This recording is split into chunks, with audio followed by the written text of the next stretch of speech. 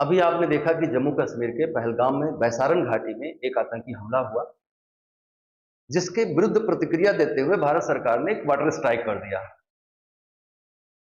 असल में हुआ ये कि सीसीएस की बैठक हुई, जिसमें यह निर्णय लिया गया कि 1960 में हुए सिंधु जल समझौते को हम तत्काल प्रभाव से स्थगित कर देते हैं।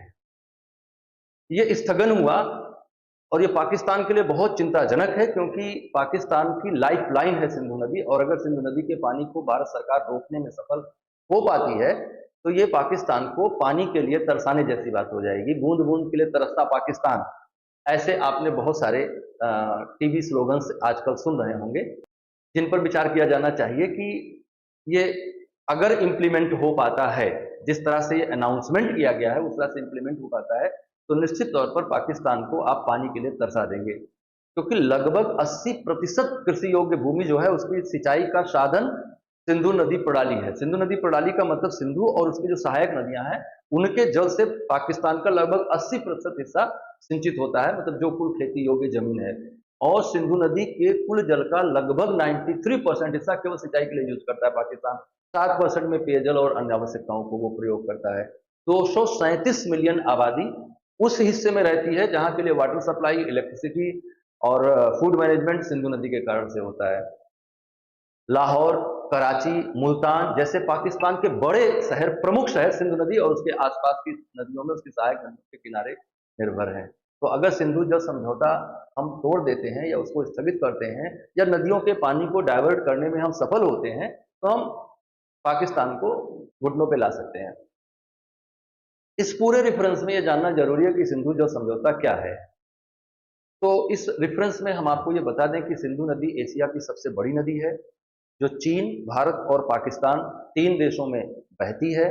इसका कुल जलग्रहण क्षेत्र लगभग 11,65,000 वर्ग किलोमीटर क्षेत्र है, जिसमें से लगभग 47% हिस्सा पाकिस्तान में बहता है, पाकिस्तान से आता है, 39% इंडिया से आता है, 8% चाइना से आता है, बाकी जो बचा जलग्रहण है वो अफगानिस्तान से होता है। पहले तो पाकिस्तान भारत ही था। 1947 में भारत के बंटवारे के बाद भारत और पाकिस्तान के बीच में इस नदी के प्रयोग को लेकर संघर्ष की स्थिति निर्मित होती है। तो सबसे पहले तो स्टैंड स्टिल एग्रीमेंट है 1947 में, और स्टैंड स्टिल एग्रीमेंट एग्जिस्ट करता है 31 मार्च 1948 तक। लेकिन जब तक स्टैंड स्टिल एग्रीमेंट था, तब तक भारत पाकिस्तान को पानी दे रहा था, 2 नहरें बना के पाकिस्तान को पर्याप्त पानी मिल जा रहा था। लेकिन 31 मार्च 1948 को स्टैंड स्टिल एग्रीमेंट खत्म हुआ और 1 अप्रैल से पानी की सप्लाई बंद कर दी गई। पानी की इस सप्लाई को बंद कर दिए जाने से पाकिस्तान के 17 लाख एकड़ जमीन में तैयार फसल सूख गई, और ये सब कुछ इसलिए करना पड़ा क्योंकि ये वही टाइम है जब पाकिस्तान भारत पर आक्रमण कर रहा है और भारत के साथ युद्ध में लगा हुआ है। तो भारत सरकार ने वाटर सप्लाई को बंद किया। वाटर सप्लाई बंद होते ही पाकिस्तान की हालत खराब हो गई और पाकिस्तान ने नए नए रास्ते निकालने शुरू किए। सबसे पहला अप्रोच आया 1949 में, एक अमेरिकी विशेषज्ञ हैं डेविड लिलियंथल। डेविड लिलियंथल जो हैं वो टेनेसी आयोग के प्रमुख थे। टेनेसी अथॉरिटी है, टेनेसी वैली अथॉरिटी है, जैसे हमारे यहाँ दामोदर वैली कारपोरेशन है, ऐसे ही टेनेसी वैली अथॉरिटी है अमेरिका में। और दुनिया का सबसे पहला hydraulic power project Tennessee river पर ही लगाया गया।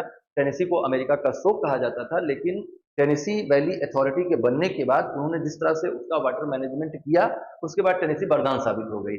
उसी को कॉपी करते हुए 1948 में भारत ने भी दामोदर वैली कारपोरेशन बनाया था, और दामोदर नदी पर 5 बांध बनाए गए, पंचेत, तिलैया और इस तरह के और भी। तो डेविड लिलियंथल का प्रयास हालांकि सफल नहीं हो पाया, और सितंबर 1951 में तत्कालीन अध्यक्ष विश्व बैंक यूजीन रॉबर्ट ने एक मध्यस्थता करनी शुरू की, और 9 साल तक इस पर वार्ताएं चली, और अंततः 19 सितंबर 1960 को भारत और पाकिस्तान के मध्य कराची शहर में एक समझौते पर हस्ताक्षर होते हैं, जिस पर भारत के तत्कालीन प्रधानमंत्री पंडित जवाहरलाल नेहरू और पाकिस्तान के राष्ट्रपति अयूब खान के हस्ताक्षर होते हैं, और 12 जनवरी 1961 से इस संधि को लागू कर दिया जाता है। अब जानते हैं कि जो इंडस वाटर ट्रीटी हुई उसमें क्या क्या प्रोविजंस किए गए थे। तो सबसे पहले तो हम ये जान लें कि इंडस वाटर ट्रीटी वास्तव में एक नदी की ट्रीटी नहीं है, बल्कि 6 नदियों के लिए की गई ट्रीटी है। इंडस और 5 उसकी ट्रिब्यूटरीज, 5 ट्रिब्यूटरीज में ब्यास, सतलज, रावी, चेनाब और झेलम है। ये 5 और प्लस सिंधु, इनको मिलाकर 6 नदियों के जल के बंटवारे को लेकर सिंधु जल समझौता हुआ, जिसमें नदियों के 2 ग्रुप बनाए गए, western rivers and eastern reverse. Eastern reverse कौन सी हैं? ईस्टर्न रिवर्स वो हैं, रावी है, ब्यास है, सतलज है, मतलब जो भारत की ओर बह रही हैं, ये ईस्टर्न रिवर्स हैं। और जो उधर कश्मीर से निकल के पाकिस्तान में जा रही हैं, वो वेस्टर्न रिवर्स कही गई, जिसमें सिंधु और चेनाब और झेलम आया। तो जो ईस्टर्न रिवर थी, रावी, ब्यास और सतलज, इनके जल के उपयोग का अधिकार भारत को दिया गया, और चेनाब, झेलम और सिंधु नदी, जो जिनको हम पश्चिमी नदियां कह रहे हैं, इनका पूरा अधिकार पाकिस्तान को दिया गया। भारत और पाकिस्तान को इनके पानी के उपयोग, हाइड्रो पावर, सिंचाई, domestic use, drinkable water, transportation, इन सभी के लिए दिया गया।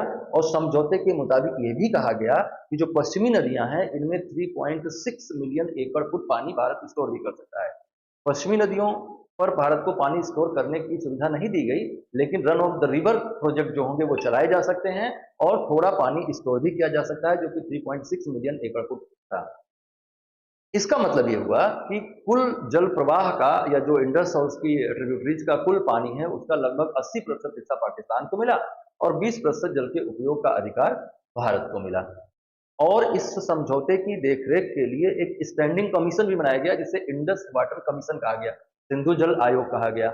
इसमें पाकिस्तान के भी कमिश्नर्स नियुक्त किए गए, और भारत के भी कमिश्नर्स नियुक्त किए गए, और नियमित रूप से इनकी बैठकों का प्रावधान भी किया गया, और यह तय किया गया कि प्रतिवर्ष कम से कम एक बैठक का आयोजन जरूर किया जाए। भारत को जल विद्युत परियोजनाओं के निर्माण का भी अधिकार है। जैसे भारत के द्वारा निर्मित कुछ जल विद्युत परियोजनाओं पर पाकिस्तान आपत्ति करता है, जैसे बगलिहार परियोजना है, लेकिन यह आपत्ति उसकी वैसी है, निराधार आपत्ति है। पाकिस्तान अपनी आदत से बाज आता नहीं है। Run of the river project चलाने के लिए फ्री किया गया था, या पानी को किसी भी तरह से ऐसा यूज जिससे हम पानी को यूज ना कर रहे हो, पानी को हम फिर से नदी में डाल दे रहे हो, ऐसे किसी भी तरीके से हम पानी को यूज करते हैं तो हमारे अधिकार में आता है। अब मुद्दा यह है कि भारत सरकार इसको अगर स्थगित कर देती है तो पाकिस्तान पर क्या प्रभाव पड़ेगा। इस संदर्भ में सबसे महत्वपूर्ण बात यह है कि भारत ने इस समझौते को सिर्फ स्थगित किया है। अभी तक की घोषणा जो है भारत सरकार की कि स्थगित किया है। सीसीएस के फैसले में यह कहा गया है कि 1960 के सिंधु जल समझौते को तत्काल प्रभाव से स्थगित किया जाता है, जब तक कि पाकिस्तान विश्वसनीय और अपरिवर्तनीय रूप से सीमा पार आतंकवाद को सपोर्ट देना बंद नहीं कर देता। तो पॉइंट ये है कि अभी ये लागू हो पाएगा, ये एक बहुत बड़ा मुद्दा है। अभी इसमें और भी बहुत सारे हर्डल्स हैं, अभी हम क्रमिक रूप से उन पर डिस्कशन करते हैं। दूसरी समस्या क्या है? पहले तो भारत सरकार की घोषणा बहुत स्पष्ट नहीं है। दूसरी समस्या क्या है कि नदियों के पानी को रोकने या उन्हें डाइवर्ट करने के लिए अचानक से आप नहीं कर सकते। ऐसा कोई तरीका नहीं है आपके पास कि नदी बह रही है उसकी धारा को मोड़ दे। सदियों से जो नदी बह रही है उसकी धारा को आप कहां मोड़ दीजिएगा? तो आप क्या करेंगे? आप नदियों पर बांध बनाएंगे और बांध बनाकर पानी को डाइवर्ट करेंगे किसी और दिशा में। डाइवर्ट करने के लिए आपको कैनाल्स बनानी पड़ेंगी। नदियों के पानी को रोकने के लिए पीछे आपको आर्टिफिशियल लेक्स बनाने पड़ेंगे। इन सभी कामों में टाइम लगेगा। तो जो समाचार चैनल आजकल दिखा रहे हैं बस कल से ही पाकिस्तान बूंद बूंद को तरसने लगेगा, वो थोड़ा विचारणीय है। तो लेकिन अगर हम ऐसा करने में सफल होते हैं तो निश्चित तौर पर यह हमारी बहुत बड़ी रणनीतिक जीत होगी और पाकिस्तान को घुटने टेकने पड़ेंगे, क्योंकि 90% जमीन यानी कि 4.7 करोड़ एकड़ एरिया है पाकिस्तान का, जो सिंधु और उसकी सहायक नदियों से पानी पाता है। और इतना ही नहीं, पाकिस्तान का 68% आबादी खेती पर निर्भर है, और उसका सबसे बड़ा कॉन्सेंट्रेशन जो है वो पंजाब क्षेत्र में है। और पाकिस्तान की जीडीपी में लगभग 23% का सहयोग करता है कृषि क्षेत्र, और बिना सिंचाई के वो संभव नहीं है। तो अगर हम रोकने में सफल होते हैं तो हम निश्चित तौर पर पाकिस्तान को बहुत बड़ा रणनीतिक झटका देंगे। लेकिन अभी फिलहाल आपकी जो स्थिति है वो ये है कि आप 5 से 10% पानी ही रोक सकते हैं, आपके पास जो भी इंफ्रास्ट्रक्चर है उस पर बात अगर हम करें तो। लेकिन अगर आप रोकने में सफल होते हैं तो पाकिस्तान में तबरेला, मंगला जैसी तमाम जल विद्युत परियोजनाएं हैं जो ठप्प पड़ जाएंगी, सिंचाई सुविधा ध्वस्त हो जाएगी, पाकिस्तान में खाद्यान्न उत्पादन बहुत गिर जाएगा, पाकिस्तान के लोगों की खाद्य सुरक्षा खतरे में आ जाएगी, जो शहरी जलापूर्ति है बाधित हो जाएगी, क्षेत्रों में अशांति निर्मित होगी, बिजली उत्पादन घटेगा, शहरी इलाकों में अंधेरा छा जाएगा। लेकिन ये सब कुछ होने में समय लगेगा। और दूसरी सबसे बड़ी बात यह है कि अभी आपने एक तरफा अनाउंसमेंट किया है। अभी जो विवाद निपटान तंत्र है सिंधु जल समझौते का, उसमें भी आपको जाना पड़ेगा। अच्छा होगा कि आपसी बातचीत से मामला सॉल्व हो जाए। इस विवाद के निपटारे के लिए सबसे पहले आप कहाँ जाएंगे? तो आप जाएंगे इंडस वाटर कमीशन में, सिंधु जल आयोग में। पाकिस्तान जाएगा पक्का इंडस वाटर कमीशन में। वहां से मामला अगर सॉर्ट आउट नहीं होता है तो हो सकता है कि मामला इंटरनेशनल कोर्ट में भी जाए, और इंटरनेशनल कोर्ट उस पर क्या फैसला देती है, वो फैसला दोनों पक्षों को किस तरह से मान्य होता है, ये सोचनीय विचारणीय विषय है। तो ये था वो विषय जो आजकल बहुत चर्चा में है कि अगर हम इंडस वाटर ट्रीटी को वायलेट करते हैं, इंडस वाटर ट्रीटी को हम स्थगित करते हैं, तो पाकिस्तान को हम किस तरह से झुका पाएंगे। निश्चित तौर पर हम ऐसा कर पाएंगे। इस वीडियो को आप लाइक करें, शेयर करें, कमेंट करें, और साथ ही साथ आप ये भी बताएं कि पाकिस्तान से हम अगर आतंकवाद को जड़ से समाप्त करना चाहते हैं तो क्या रास्ते हैं भारत सरकार के पास? क्या आक्रमण ही अंतिम मार्ग है? और अगर हम आक्रमण करते हैं तो हम हाफिज सईद जैसे चूहों का क्या करेंगे? उनका क्या समाधान है? पाकिस्तान एक एटॉमिक पावर है, ऐसे में एटॉमिक पावर होने के साथ साथ बदतमीज और गैर जिम्मेदार है, तो ऐसी सिचुएशन में क्या हम सीधे आक्रमण करना हमारे लिए उचित होगा? इस पर आप जरूर अपनी कमेंट्स दें। आज के लिए बस इतना ही। नमस्कार।